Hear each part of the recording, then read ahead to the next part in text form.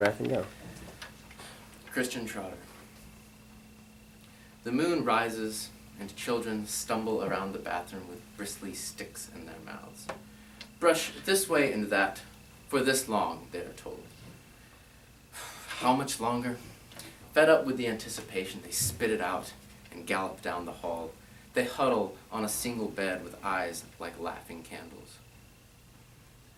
Sitting cross-legged, they beg for a story. They look up with eager ears. That's all they are now.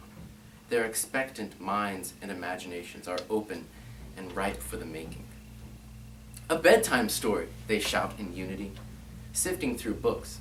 Some Platonic treatise is, of course, tossed aside. A murder mystery of Christie's is put back on the shelf. Whitman's collected poems are only glimpsed at before being shoveled onto the pile of no's. The kids toss these titles in favor of a very familiar book. It is a book larger than each of them and so worn that the seams can scarcely contain the pages. It is a book telling the story of a stuffed rabbit becoming real. It is a book of fairies, fire, magic, wisdom, and love. But things change, we say. We all grow up and learn how the world actually works. And as soon as we value our maturity, we realize the overdone simplicity of these tales. They are great stories, yes, but only for children. You would do better spending your time reading books about reality that engage your hard-earned maturity. But such naysayers are wrong and foolish, or rather, enchanted and bewitched. No one grows so mature that fairy tales are irrelevant. The Grimm's fairy tales are not irrational. Many find it greatly convenient to entomb Tolkien's hobbits in the stone sepulchre of the unreasonable. And it is all too convenient to label the land of Narnia as too simple and too easy, dismissing it from any serious consideration. But this is far from being an appropriate response, because the joy and appreciation for life that can be taken away from these stories is crucial and cannot be overlooked. Fairy tales and fantasy literature are fictions that are too narrowly used and appreciated. As moderns, we misapply these stories of fantasy to children alone. We tend to think that their bizarre natures are below our maturity level. These stories are so much more. Fairy tales show the reader how to better understand the world in which they live. In order to make this claim, I will show first why fairy stories should not be singularly assigned to the genre children's literature. Second, I will reveal why fairy stories' fantastical elements are eminently reasonable. And last, I will illustrate the immeasurable joy that fairy stories help to cultivate in our experiences of the world. Most fathers today read fairy tales to their children as a way to put them to sleep, to exercise their imagination, or simply to pass the time. Few read fantasy fiction to their children with an eye to their own benefit. For years, fairy tales have been confined to the children's fiction section at libraries, but this is far too great a rebuke to the writers of the fairy tales. We should do the writers a favor and read their books as literature. We should appreciate the style for its beauty and the content for its applicability. The aim of fairy writers is to achieve a secondary world in which people truly believe. If no one believes in this world, the writer has failed. The fairy story writer, Andrew Lang, said that fairy tales aim to create a willing suspension of disbelief. But this is much too dry and skeptical a view. I agree with Tolkien when he states that if someone really liked it, a fairy story, for itself, they would not have to suspend disbelief, they would believe. These writers aim to create an entire world, an entire set of rules, traditions, and powers of that created world. In this world, we are invited, coaxed even, into literary belief. As soon as we disbelieve, or simply pretend to believe, the magic of the secondary world has vanished, and the world is nothing other than words on a page. The power and magic is in the belief. The problem, or maybe the advantage, that arises here is that children are the most willing and most able to put aside their lived experience in acceptance of a new set of rules and standards. Children are so inexperienced with the laws and restrictions of this world that they find it hard and oftentimes impossible to judge between the fantastic realm and this world. Children believe. Children read that Reepicheep was a fierce mouse who was sometimes a little too concerned with proving himself. And don't protest by saying, "That's not real," but ask, is he a good guy? We have reached a level of maturity and knowledge of the world, so we as grown-ups do well to read the fairy tales as literature, as a purposefully written work in need of a purposeful interpretation. It is important to see the intent of the author, to look at the world they have created, and consider the underlying truths and realities of that world. Good writers don't write because it's something to fill their time. They write for a reason, for a purpose. More specifically, good writers of fairy stories write because they want to display in another world what is true about this world. They employ images from this created world to show the reader more vividly what is right under their nose. But we do well to also realize the fundamentally human aspect in children that causes them to love and enjoy the fantastical. They see the world simply and read in fairy stories of a very simple and straightforward world. For a moment, we should grab that simplicity and view the world through its lens. We should retreat into that memory once more and deeply believe that the tin soldier loved the little dancer.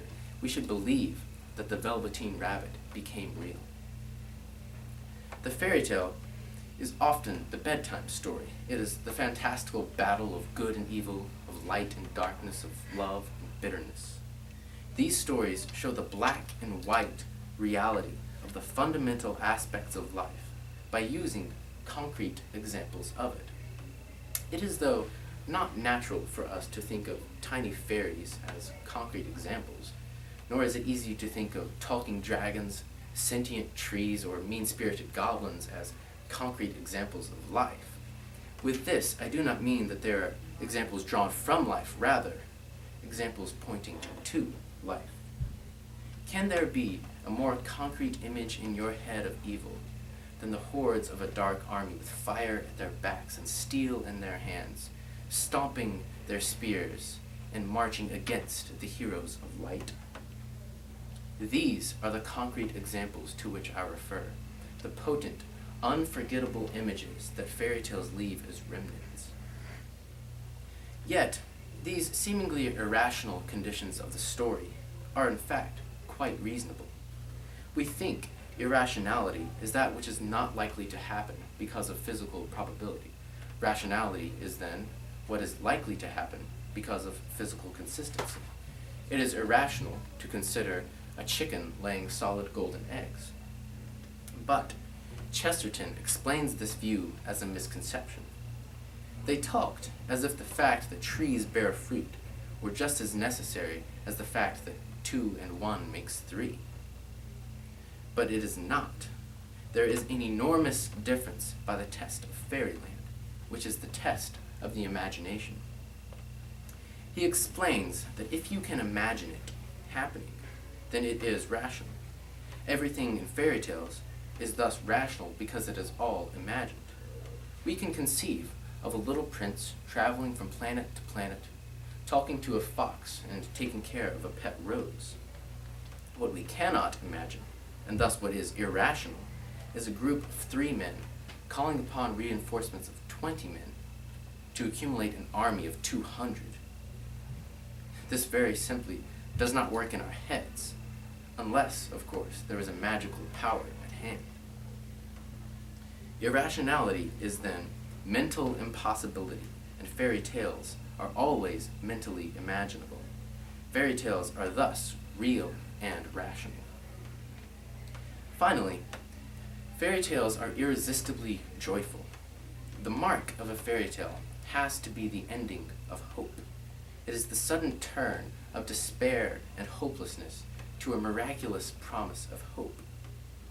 It is the opposite of a tragedy, and in the words of Tolkien, a eucatastrophe. It is the good catastrophe, the unexpected, optimistic turn in the story that cannot be relied upon to come again. The importance here is the distinction between the happy ending and the hopeful ending. Tolkien says about the eucatastrophe that it does not deny the existence of sorrow and failure. The possibility of these is necessary to the joy of deliverance. It denies, in the face of much evidence, if you will, universal final defeat. The eucatastrophe is not a tragedy, but it may be tragic. It is not an ending of hopeless failure, but an ending that maintains the possibility of temporal harm and guarantees universal final hope. At the end of The Little Prince, a cobra bites the little prince and he presumably dies. But we are not left with that. The little prince, before he disappears, leaves the narrator with a story to tell, with virtues to pass on, and with a different life to live. It is tragic, and the narrator is sad, but it is far from being a tragedy.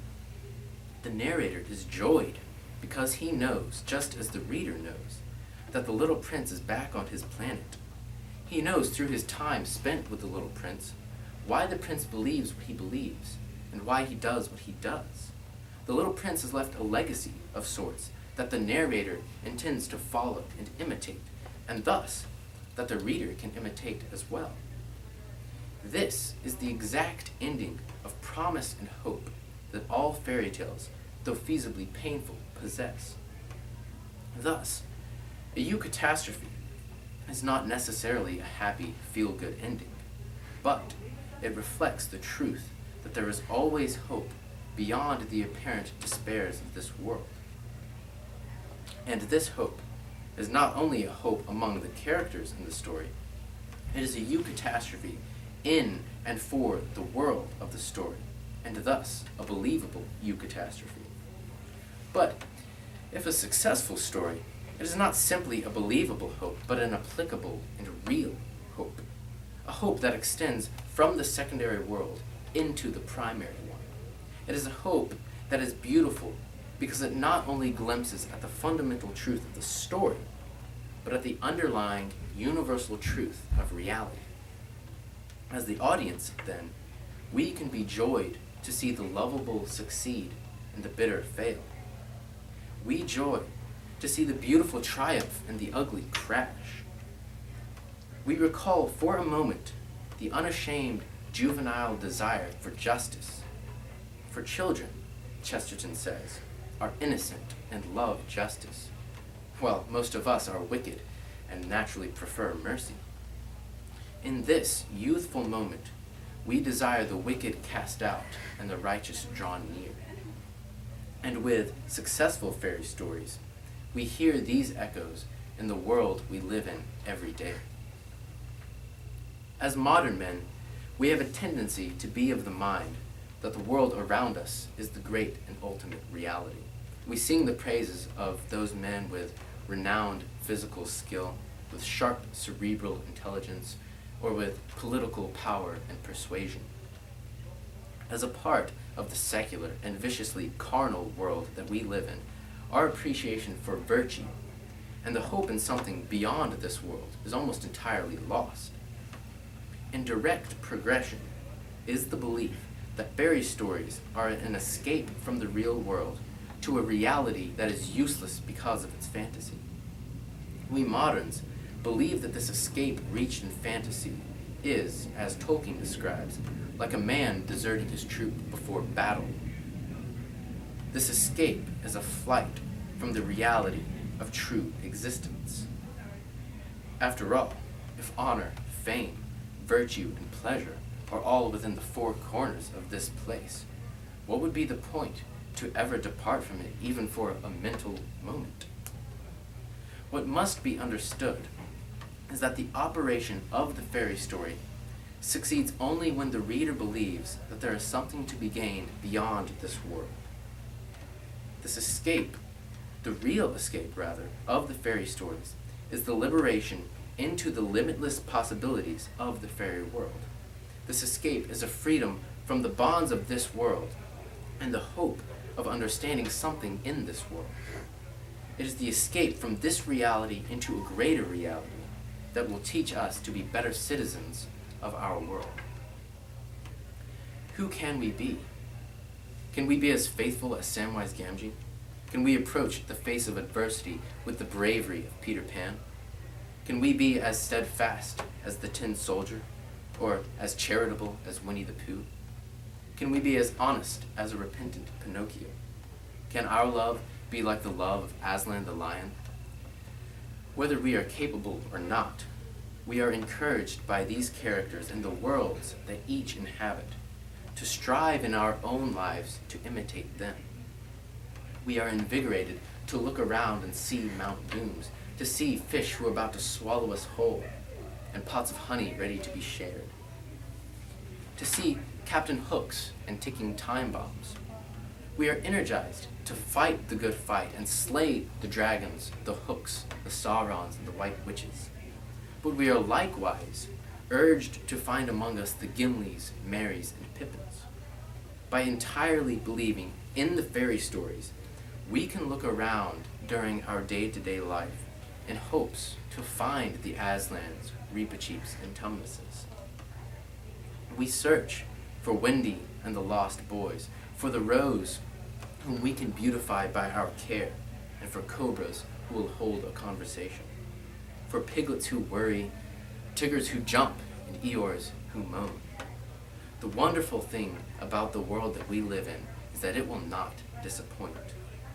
With a beautiful eye and an excited imagination, all that we read in the fairy stories will be real, and we, like the little prince, will be able to look at a rose and see its smiles and its quiet tears.